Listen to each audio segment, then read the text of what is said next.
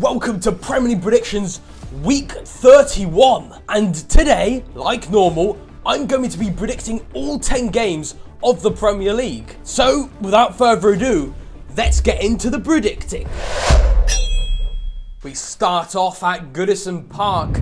It's Everton versus the Gunners. Bukayo Saka has returned with a goal. That goal was brilliant. I know it was a tap-in through Saka, but the build-up to the goal with Martinelli's little flick into Bukayo Saka's head, I really like that flick by Martinelli, and I see nothing but a Gunners win. Everton have finally broken their streak with David Moyes. They lost it 1-0 to Liverpool, and overall their defence and even Jordan Pickford is really good. I really do rate them in the defending part. So I don't see any more than 3 goals going in. I could see a 1-0 to Arsenal, but with Bukayo Saka back, I'm gonna up it to 2-1 to Arsenal. You do have to remember Gabriel, one of their best defenders, maybe Arsenal's best defender, has gone down injured. So maybe without him, Everton might be able to squeeze in a little goal. This next game is at Portman Road. It's Ipswich Town versus Wolverhampton Wanderers. And this game is a relegation battle game. I know you probably think the relegation battle is over. I have even said it probably is, but Ipswich won against AFC Bournemouth 2-1. And Ciso, that was a brilliant bit of dribbling to pass it over to Broadhead to get that goal. And overall, Ipswich Town, out of the 3 promoted sides, you are definitely the best one, because you haven't been absolutely awful, but you haven't been terrible. You have shown glimpses of Premier League talent. And with Liam Delap consistently scoring, and he scores again, facing Wolves, which yes, is starting to hit a bit of form, but are still in 17th. So I feel like they've got a good chance, especially that they managed to get 3 points against Bournemouth. And you have to remember, with their new goalkeeper they got back in January, Alex Palmer, he had saved them a lot, Ipswich Town. So I think he's going to save a lot of shots from Wolverhampton Wanderers. Ipswich are not going to lose, but Wolves. I saw Vitor Pereira at the end of that game when they won at 1-0 against West Ham. He was firing up that crowd, that Wolves crowd, and he was absolutely enjoying that win, embracing it so much. And overall, I feel like Wolves have hit a really good pocket of form and they're doing really well. So I cannot see them losing it. But if Ipswich does not win this game, I think it's over. But I am going for a 1-1 draw between Ipswich Town and Wolverhampton Wanderers. It's going to be a really close game. Also, I am tempted for an Ipswich win, but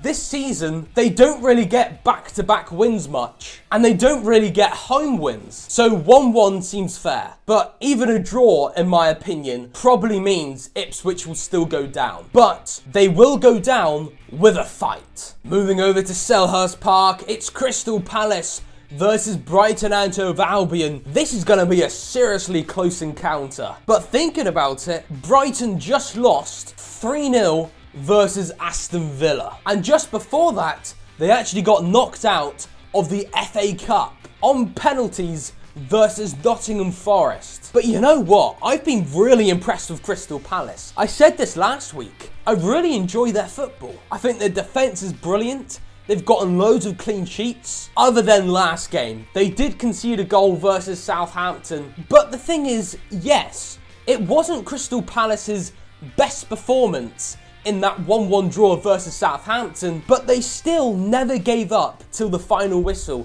and they put everything on the line, and they pushed up that pitch, and they gave it their all, despite it not being the best performance. So I quite like that mentality by Crystal Palace, and also being at home here, I can't see them losing. Plus, I actually think Crystal Palace have a very equal side to Brighton in terms of quality. Now, I've said this a lot throughout the Premier League season, but it's because the Premier League is so tight. In every position of the Premier League, there's always competition and it constantly changes loads this season.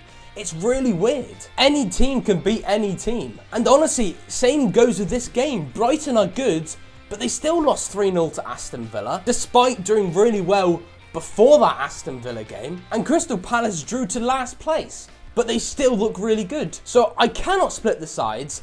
I'm going for a cheeky Desmond Tutu between Crystal Palace and Brighton and Hove Albion. Honestly, it is so hard to split sides that are in the middle of the table, even all the way up in like 4th position. Moving to the London Stadium, it is West Ham United versus AFC Bournemouth. Now, Bournemouth is starting to go down a little bit of a slippery slope in terms of their results. They haven't got a win, or at least a run of wins, for quite a while. And they just lost to 18th position Ipswich Town. But to be honest, they did have loads of chances, and they still didn't look bad. That's the thing, in recent time, Bournemouth haven't been getting results, but they have still played reasonably well. But I'm thinking about it, and I know a lot of you probably think West Ham aren't doing well at the moment. Yes, that is true, they are not doing the best at this current moment in time, but I still feel like there has been changes under Graham Potter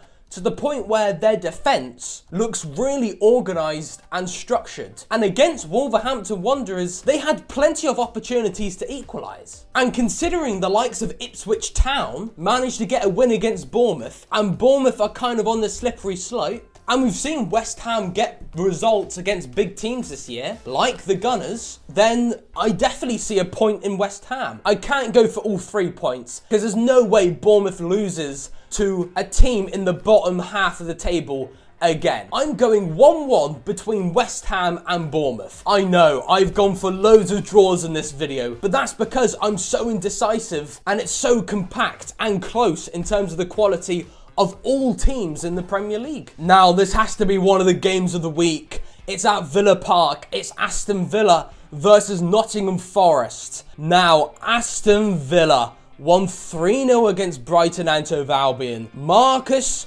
Rashford gets himself a goal, is looking happier than ever, and Aston Villa just thrashed Brighton, which have been doing brilliant in recent time. In terms of Premier League form for Aston Villa, it wasn't really that good. But now after a win against Brighton, and if we look at Aston Villa's form in all competitions, they've won the last 7 games in all competitions. They're through to play PSG in the Champions League. And that could be a downside for Aston Villa because they have to play PSG and they're going to be wanting to tactically rest up players for this Nottingham Forest game. So it is going to be very tough to play against 3rd place Nottingham Forest, then in the Champions League versus PSG. So I feel like that might affect the lineup, that might affect the tiredness. And considering the games are quite close together in the Premier League, the previous week and this week, I don't feel like Aston Villa are going to win. Also,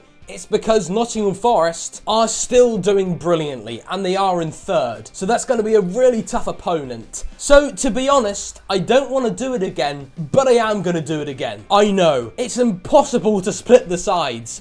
I'm sitting on the fence, I'm being boring, and I'm going for another 1-1 draw between Aston Villa and Nottingham Forest. I really don't know which team's gonna win this game, so I'm gonna have to go down the middle. I mean, it's seriously hard. It's such a weird Premier League season. Talking about a weird Premier League season, it's over to the Tottenham Hotspur Stadium. It's Tottenham Hotspur versus Southampton. And when I say weird, in particular for this game, it's Tottenham Hotspur, because they are seriously low down in the table. And you have to admit, against Chelsea, they did have quite a strong side against them. But to be fair, overall, it was a reasonably close game. But the first half was 0-0. It was a bit boring, but it did get a bit spicy in that second half, didn't it? But still, there was the odd shot, an odd attempt with Heung-min Son sliding in, but Sanchez making that great save. There was the odd moment for Tottenham in that game, but even with a reasonably strong side, they still lost to Chelsea. And I know Chelsea's a hard side, but you have to admit, Chelsea haven't been themselves. So I was surprised that Tottenham did not get a point. And I would be very surprised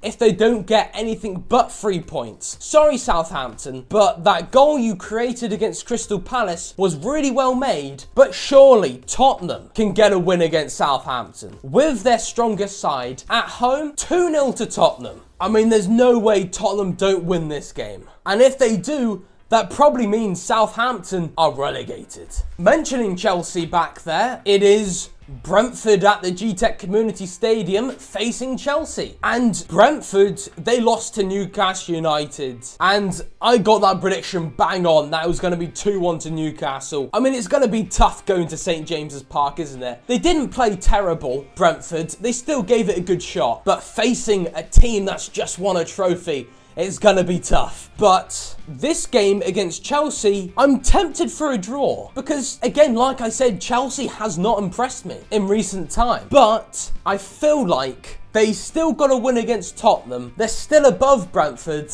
And they've got the likes of Nicholas Jackson now back. And Cole Palmer got himself an assist. I feel like Chelsea's going to be able to get a win against Brentford. Sorry, Brentford.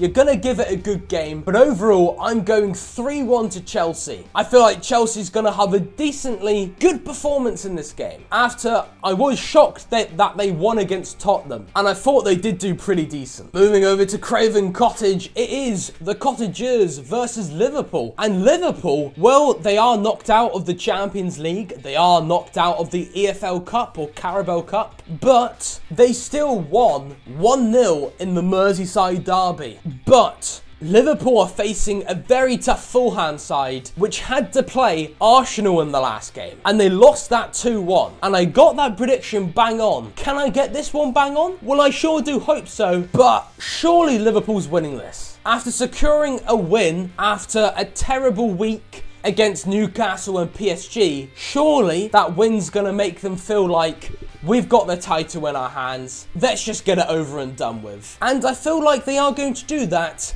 but it's going to be extremely close. And Fulham has already knocked a point off of Liverpool earlier on in the season, so I wouldn't be surprised if they do it again. But I underestimated Liverpool in the last game against Everton, so I'm not going to make the same mistake. So I am going 1-0 to Liverpool, only just about away from home. And obviously Trent Alexander-Arnold looks like he might be going to Real Madrid. But I assume he's staying for the rest of the season with Liverpool to actually win the league title. If they do, of course. But at the moment, he does have an ankle injury. But I don't think it's going to affect the game too much, because Liverpool have good depth. I suppose you could call this the game of the week as well, which is a Manchester derby at Old Trafford.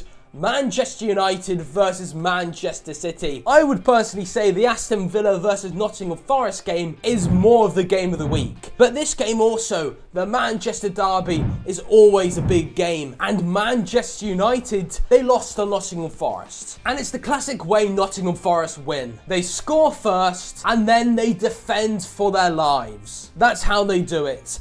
Man United did dominate in all the stats, but didn't score. Nottingham Forest had a really good tactical vision, which Nuno Espirito Santos has repeated over the course of the entire season, so Man United was probably bound to lose that game. But going against Man City, I don't think they're going to win it. Despite Manchester City not having Erling Haaland, I still feel like Man City's going to win this game. I'm sorry, Manchester United, but you're another weird team like Tottenham, which are just in mid-table. But I do have to admit, in recent time, I don't think you've been terrible. I think there is a slight improvement, despite losing to Nottingham Forest. So I'll give you the benefit of the doubt, and I'm going to predict this quite a close game. And I'm going 2-1 to Man City. After Man United haven't been awful, but still could do with an improvement. But 2-1 to Man City, after Jack Grealish getting that goal in the last game, was perfect timing for him, and I hope he's having a great time with that win. Now we move over to the King Power Stadium.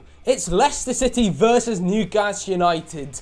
Now, one thing, when I say the relegation battle is not over, I'm not talking about Southampton or Leicester City. I'm talking about Ipswich. They are the only team that has a chance to stay up out of the bottom three teams. Leicester and Southampton, I'm pretty much going to say, are championship sides. I mean, anything that Van Nistelrooy tries to change seems to maybe make an improvement, like I saw when he changed to a 5 at the back formation against Chelsea. There was an improvement, but still lost it, and then lost the next game, and then lost to Man City. And they should have probably stayed with Steve Cooper, because I'm pretty sure Steve Cooper got more points per game than Van Nistelrooy. But still, you never know. Miracles could happen. but I doubt it. And just the fact that they are constantly losing, they haven't scored at home for a very long time in the Premier League, I'm gonna have to go Newcastle United. I mean, I haven't even mentioned Newcastle talking about this game, which is a shocker, but Sandro Tonali, that was a very lucky goal, but also looks cool. And I'm going 3-0 to Newcastle United. Come on the tune. I'm absolutely buzzing. Champions League football is coming. But now, onto my goal of game week 30. And you're gonna be surprised, I'm not going for Sandro Tonali. I'm going for Bukayo Saka's goal. I know you're thinking it's a tap-in, but the actual build-up, a great cross into the box to Martinelli to flick it on to Saka. Just the fluency of that goal and the meaning behind that goal for Arsenal fans and Bukayo Saka, I'm gonna have to give it to Saka. But on another day, Sandro Tonali also gets goal of the week. But have I continued my incredibly good predictions? Well, I have 7 points out of 20 points from game week 30. And you know what? I would say that's average. That's okay. I got 3 exact predictions right, again. And you know what? The last 2 weeks is a massive improvement from all the other weeks I've had in recent time. Overall, that puts me on 159 points out of 598 points. You know what? The last couple of weeks, I've been decent at predicting. Toodle pip!